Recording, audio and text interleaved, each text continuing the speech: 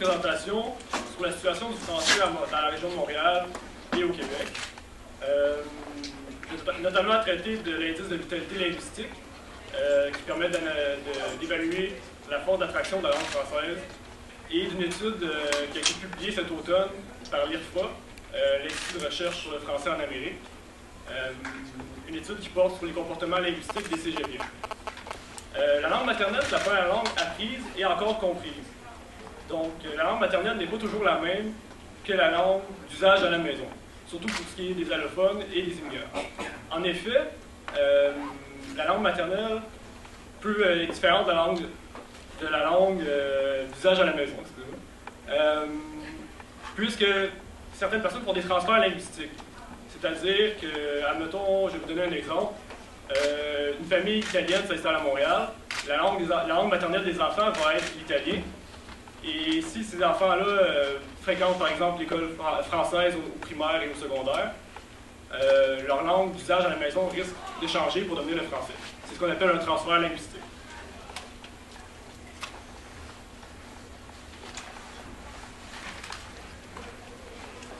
OK. Ici, on a un graphique qui traite justement de la langue maternelle sur l'île de Montréal, de l'évolution depuis les années 1980. Comme on le voit, la courbe bleue représente l'évolution du français depuis 1980 jusqu'à 2005. Comme on le constate, il y a une diminution de 10% du français langue maternelle. La ligne rouge représente la langue maternelle anglaise, qui est en diminution de 5% depuis les années 1980. Donc une diminution 2 fois moins rapide. La ligne verte, ici, représente les autres langues. Cette ligne augmente évidemment en réseau d'immigration, ce qui est normal. Mais ce qui est plus dur à expliquer, c'est pourquoi le français diminue 2 fois plus rapidement que l'anglais.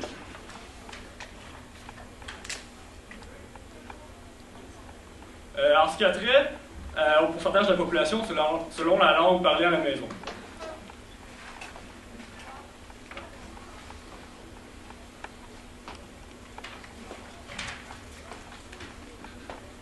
On observe un peu la même tendance. Cette fois, la ligne bleue, on voit une diminution depuis 1971 de 7% du français comme langue d'usage à la maison et de 2% de diminution pour l'anglais. Donc, le français diminue 3 fois et demi plus rapidement que l'anglais comme langue d'usage à la maison sur l'île de Montréal.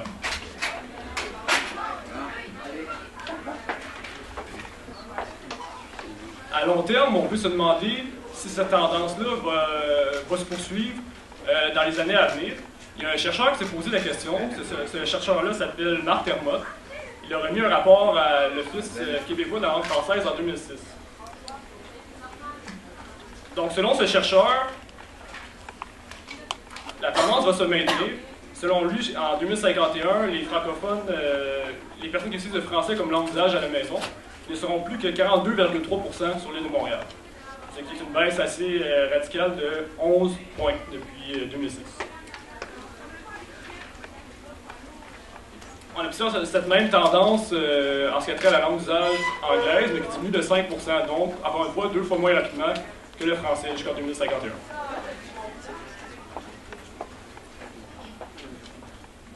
Donc, pour savoir comment se porte le français, on peut se demander c'est quoi son pouvoir d'attraction. Il y a un indice qui a été créé pour calculer le pouvoir d'attraction d'une langue. Cet indicateur s'appelle l'indicateur de vitalité linguistique. En fait, son calcul est assez simple. Il suffit de diviser, par exemple, pour calculer l'indicateur de vitalité linguistique du français, on divise le nombre de personnes qui parlent français à la maison par le nombre de personnes qui ont le français comme langue maternelle. Donc, si l'indicateur de vitalité linguistique est supérieur à 1, c'est-à-dire qu'il y a plus de gens qui parlent le français à la maison que de gens qui ont le français comme langue maternelle. C'est donc dire, ça c'est positif, ça veut dire qu'on a réussi à intégrer des allophones à la langue française.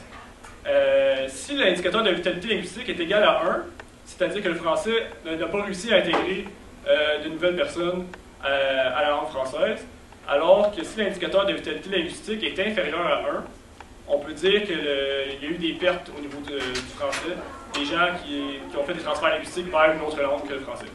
Donc, l'indicateur, par exemple, l'indicateur de vitalité linguistique dans les provinces de l'ouest du Canada serait inférieur à 1, puisque même les gens qui ont le français comme langue maternelle, plusieurs d'entre eux n'utilisent même plus le français à la maison.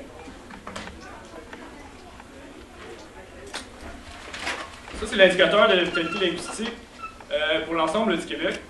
Comme on le voit, en 1971, l'indicateur de la vitalité linguistique du français était de 1 au Québec. C'est donc dire que le français n'arrivait pas à intégrer les nouveaux arrivants à la langue française. Inversement, l'indicateur de vitalité linguistique de l'anglais était de 1,12. C'est donc dire que plusieurs personnes faisaient des transferts linguistiques vers l'anglais. Progressivement, on a vu la courbe de l'IVL du français augmenter faiblement jusqu'à 1,03 en 2006. Au même moment, l'écart s'est creusé entre l'IVL du français et de l'anglais, puisque l'indice de vitalité linguistique de l'anglais a augmenté plus rapidement pour atteindre 1,29 en 2006.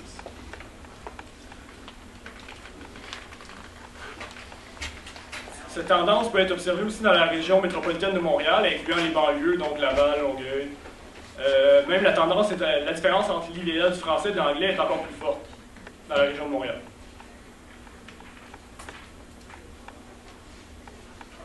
Sur l'île de Montréal, on observe encore une fois la même tendance. Donc on peut se demander, en chiffres absolus, ce que ça représente, la différence de l'indicateur de vitalité linguistique.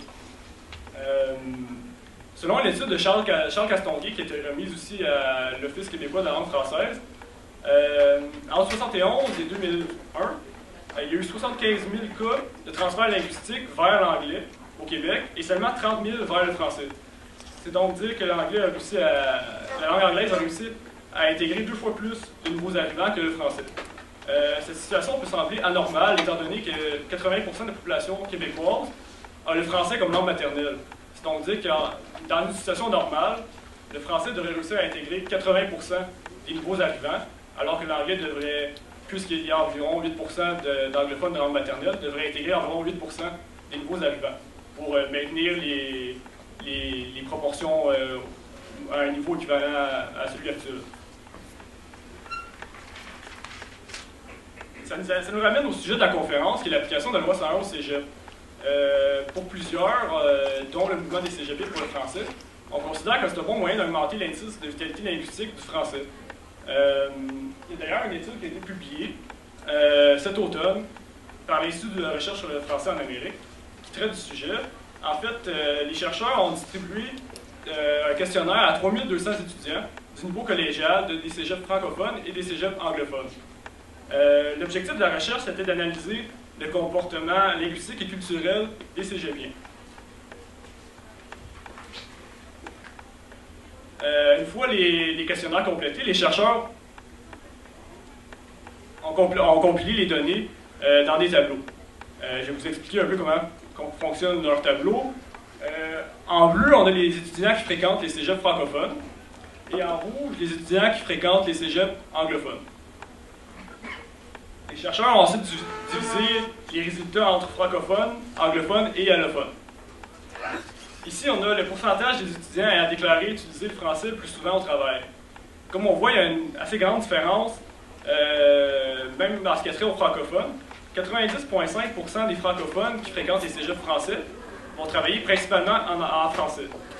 Inversement, seulement 60% des francophones qui vont au cégep anglais vont travailler le plus souvent en français. Cette tendance est observable aussi chez les anglophones et les allophones.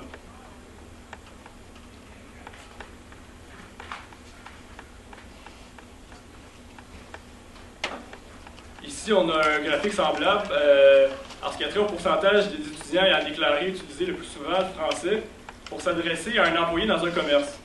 Donc, par exemple, si vous rentrez dans une boutique, dans quelle langue allez-vous vous adresser aux employés? Sans surprise, on se rend compte que les francophones qui fréquentent les cégeps français utilisent le français pour s'adresser aux employés dans une proportion de 96,6%. Une donnée qui m'a plutôt surpris, c'est que seulement 64% des francophones qui fréquentent les cégeps anglais vont utiliser principalement le français pour s'adresser aux employés. Donc on voit qu'il y a un certain changement dans les comportements linguistiques. Cette différence s'observe aussi, encore une fois, au niveau des allophones. 93% d'entre eux vont utiliser principalement le français pour s'adresser à des employés lorsqu'ils fréquentent les cégeps français, contre seulement 40% pour ceux qui fréquentent les cégeps anglais. Donc on voit qu'il y a une différence majeure.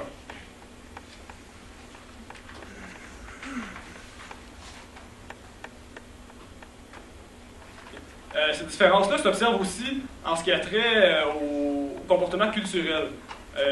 On se rend compte que même en ce qui a trait au visionnement des films, 65% des francophones qui fréquentent les cégeps français vont visionner principalement des films en français, contre seulement 12,7% pour ceux qui fréquentent les cégeps anglais. Donc même les francophones qui vont fréquenter les cégeps anglais vont écouter très peu de films en français. Une donnée qui m'a vraiment étonné, c'est la deuxième.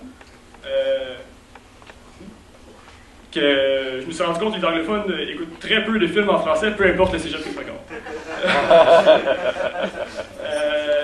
Et finalement, les allophones, la différence est majeure encore une fois. Presque la moitié d'entre eux qui fréquentent les cégeps français vont utiliser principalement le français, vont écouter principalement des films en français, contre seulement 2,8% pour ceux qui fréquentent les cégeps anglais. On peut faire ici pratiquement un parallèle avec l'économie du Québec, puisqu'on sait que l'industrie du film au Québec crée des centaines, voire des milliers d'emplois. Si on cesse d'écouter des films en français, c'est des emplois qui vont être transférés vers les États-Unis, vers Hollywood, et donc des emplois perdus pour le Québec.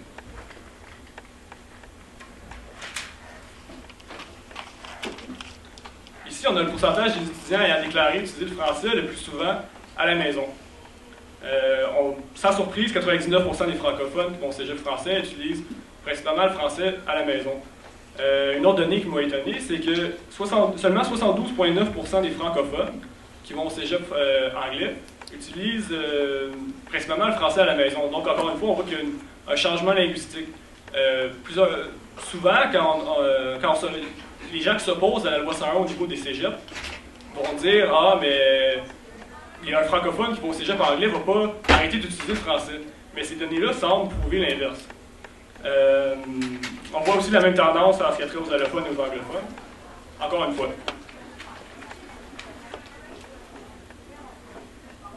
Donc, ces données-là semblent prouver l'importance d'appliquer la loi 101 au niveau collégial, puisque la langue des études semble avoir un impact majeur sur la langue utilisée autant dans les commerces qu'au travail, qu'avec la famille, que pour les produits culturels. Pour terminer, j'aimerais vous rappeler qu'au printemps dernier, il y a le mouvement des cégepiers pour le français qui a été créé. Puis on s'est prononcé évidemment en faveur de l'application de la loi 101 au cégep. Si vous êtes intéressé à vous impliquer au mouvement des cégepiers pour le français, vous pouvez venir discuter avec moi à la fin de la conférence. Ça va me faire un plaisir de vous expliquer un peu c'est quoi le mouvement plus en détail. Si vous avez des questions, je vous invite à les poser à la fin de la conférence. Sans plus tarder, je vais céder la parole à un excellent conférencier et ancien premier ministre du Québec, M. Bernard Larrey.